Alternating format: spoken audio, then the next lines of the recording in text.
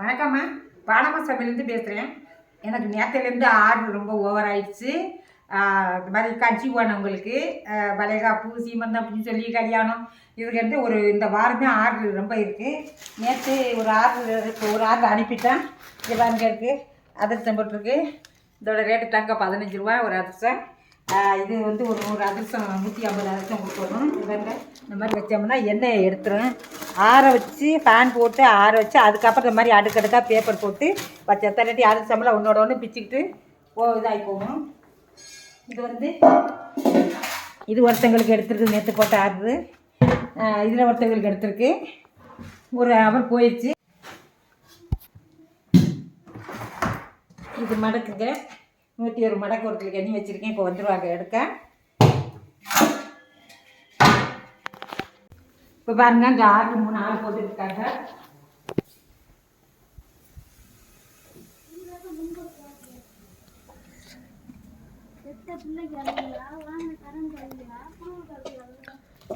ரொம்ப பெரிய ஆர்டர் தான். 4 நாளைக்கு சுத்தமாக நாங்கள் ஓட்டிக்கிட்டே இருக்கணும். 250 முறுக்கு 250 மடக்கு இன்றைக்கி போயிடும்.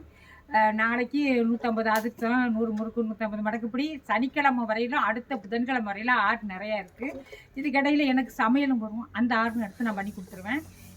நேற்று ஆள் கிடைக்கும். இன்றைக்கி 2 பேர் வந்துருக்காங்க. இவங்களை வச்சு இன்றைக்கி ஒரே நாளில் எல்லாம் போட்டு முடிச்சுட்டு நாளைக்கு நாளன்னைக்கு இருக்கும். நாங்கள் கம்மியாக பண்ணிக்கிடுவோம். இன்றைக்கி ஆள் இருந்ததுனால கொஞ்சம் கூடுதலாக போட்டு எல்லாத்தையும் எடுத்துக்குவோம். திரும்ப எனக்கு ஆர்டர் ஸ்டார்ட் ஆகிடுச்சு. அது சாப்பிடக்கூட நேரம் இல்லை தான். எனக்கு அவ்வளோதான் மிச்சம் கிடைக்குதான்னு தெரியாது. ஏதோ ஒரு தொழில் பண்ணணும் அப்படிங்கிறதுனால பண்ணிக்கிட்டு இருக்கேன். அவ்வளோ போட்டு 5 மணியோட வேலை முடிச்சு அவங்க கிளம்பிடுவாங்க. அதுக்கப்புறம் நாங்கள் போட்டு ரொம்ப தூரத்துலேருந்து வர்றாங்க. திருவாரூர் இந்த பக்கம் ஒரு 5 கிலோமீட்டர்லேருந்து வர்றாங்க. காலையில் 8 மணிக்கெல்லாம் வந்துடுவாங்க. நம்ம சாயந்தரம் 4 மணிக்கு அனுப்பிடுவோம். இப்போ தான் தீபாவளி ஒட்டிடுச்சுன்னா இன்னும் எனக்கு ரொம்ப பிஸியாக இருக்கும். இப்போவே இப்போ இந்த அளவு ஆர்டர் வருது. எப்போது இப்படி வராது. ரொம்ப வருது.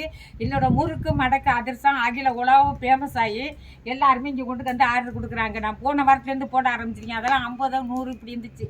இது இப்போ 500, 600, 500 முறுக்கு, 500 மடக்கு, 250 அதிர்ஷ்டம் இப்படி வந்துக்கிட்டு இருக்கு. நான் கொஞ்சம் சன்னமாக கடத்திக்கிட்டு இருக்கேன் ஆர்டர். இப்போ ஒன்று போயிடுச்சு. அடுத்து இன்னும் 1 மணி நேரத்தில் ஒரு ஆர்டர் கொடுத்துருவான். இதெல்லாம் நைட்டு ஒரு ஆர்டர் கொடுப்பான். பாக்கியெல்லாம் நாளைக்கு நாளான்னைக்கு வரிசையாக இது குறை நாளைக்கு போட்டு நாளைக்கு 2 பேருக்கு அனுப்பிடுவோம். அது மாதிரி கேட்டுப்படி சொல்கிறாங்க இல்லையா, எனக்கு சனிக்கிழமை வேணும், வெள்ளிக்கிழமை வேணும், ஞாயிற்றுக்கிழமை வேணும்னா அதுக்கு தகுந்த மாதிரி ஒரு நாள் முன்னாடி போட்டு அனுப்பி எல்லாமே நல்லா சுத்தமான இல்லைங்க. பார்த்து எண்ணெயில் தான் போடுறேன். ஆனால் எனக்கு கட்டுப்படி ஆகாது தான்.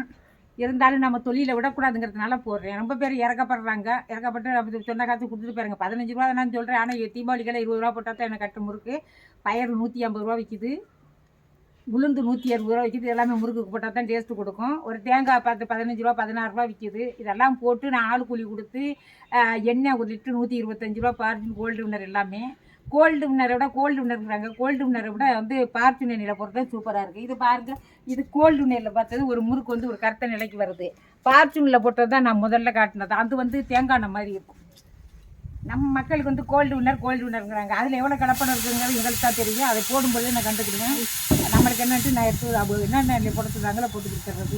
அதான் தீபாவளிகள் எனக்கு அது மாதிரி கட்டாதுங்க. ஏதோ ஒரு எண்ணெயிலும் நாங்கள் போட்டு கொடுப்போம். அவ்வளோதான். இது மாதிரி தின்பண்டங்களை ரொம்ப கவர் பண்ணி வைப்பேன்.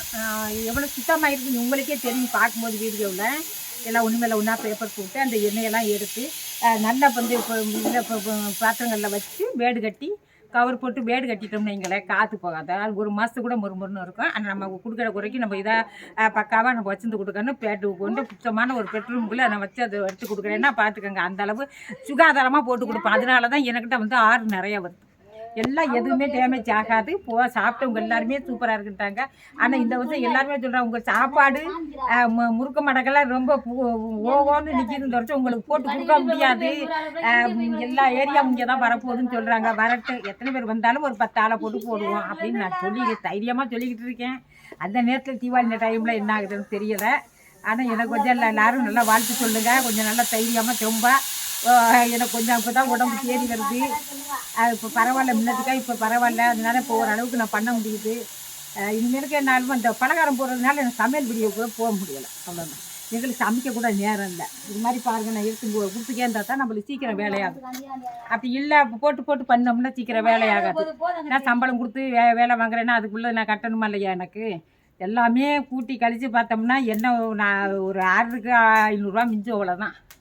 ஆமாம், நான் சம்பளம்லாம் போக ஒரு ஆர்டருக்கு 500 1000 மிஞ்சு தான் என்னென்னு தெரியலை. அந்த சின்ன ஆர்டரெல்லாம் மிச்சம் இருக்காது. அந்த மாதிரி மொத்தமாக போட்டு கொடுத்தோம்னா ஏதோ 2 ரூபா கிடைக்கும், அவ்வளோதான். தீபாவளி டைமில் எனக்கு ஓவராக வரும். ஏன்னா எல்லாம் வாங்கி சாப்பிட்டு நல்லா இருக்குன்னு ரொம்ப ஒரே பாராட்டாக இருக்குது. அதை ஒரே மாதிரி தான் போடுவேன். அவங்களுக்கு ஒரு மாதிரி போடணும், உங்களுக்கு ஒரு மாதிரி போடணும் செய்ய மாட்டேன். ஒரே மாதிரி சாமான் 10 காசு சட்டமானாலும் பரவாயில்ல, சுகாதாரமாக போட்டு கொடுக்கணும். அதுதான் நம்மளுடைய இது. தேங்காயை பாருங்கள், எல்லாம் தேங்காய் பொடி இருக்குங்க. பாருங்கள், வெட்ட தேங்காய் முழுக்க என் மரத்தில் உள்ள முழுக்க எத்தனை கொட்டாச்சு இன்னைக்கு உடைச்சிருக்கு. இன்றைக்கி மட்டும் 50 தேங்காய் உடைச்சிருக்கு.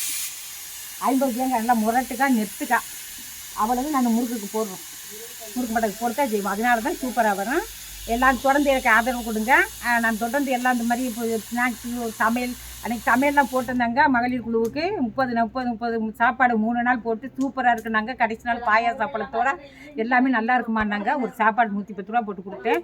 அவங்க சந்தோஷமாக வாங்கிக்கிட்டாங்க.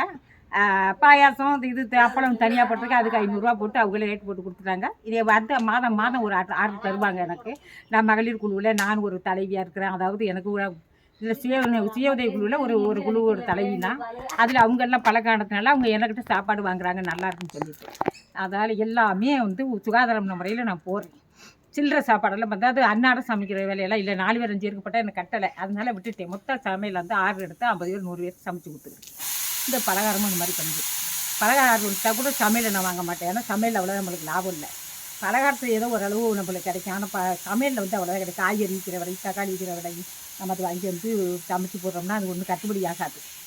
தொழிலை விடக்கூடாது அப்படிங்கிறதுனால நான் பண்ணிக்கிட்டு இருக்கேன்.